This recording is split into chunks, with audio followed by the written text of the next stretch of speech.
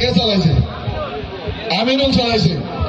এই সিন্ডিকেটটা 7 তারিখের পরে ইলেকশনও খতম হবে, এই সিন্ডিকেটটা বন্ধ করতে লাগবো।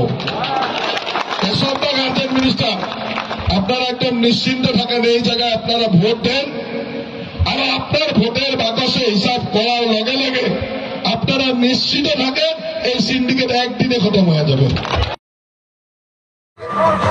আৰু ধুবুৰীৰ ৰাইজে কংগ্ৰেছৰ কটা হাতখনকো ইয়াৰ পৰা দলিয়াই পেলাবৰ সিদ্ধান্ত লৈছে। এইবাৰ ধুবুৰীত অকল হাতী আৰু সকলোৱে হাতীৰ পক্ষতে থিয় হৈছে। গতিকে সকলোকে আচৰিত কৰি এই ধুবুৰীবাসী ৰাইজে এইবাৰ আমাৰ মিত্ৰ দলৰ প্ৰাৰ্থী জাভেদ ইছলামক বিজয়ী কৰিব। অহাকালি প্ৰিয়ংকা গান্ধী আহিব, ইয়াত প্ৰিয়ংকা গান্ধী আহে, সোনিয়া গান্ধী আহে, কোনোবা আৰু 10টা মানুহ আহে, গতিকে কোনো ভেলু নাই। এইবাৰ গ'ল আৰু ইয়াৰ ৰাইজে এইবাৰ নগাঁৱৰ পৰা অহা মানুহজনক একদম ফুটবল ছটিয়াই দিব, একদম ফুটবল ছটিয়াই দিব। লোকেল আৰু চালানীৰ কথা কৈছিল, লোকেল আৰু চালানীৰ কথা কৈছিল।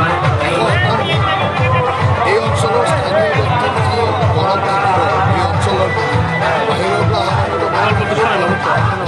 লোকৰূপৰ লগতে যাব প্ৰাইভেট বাহিৰৰ পৰা আহিছে, তেওঁলোকক এইবাৰ এই অঞ্চলৰ ৰাইজে বেছিকৈ সিদ্ধান্ত লৈছে।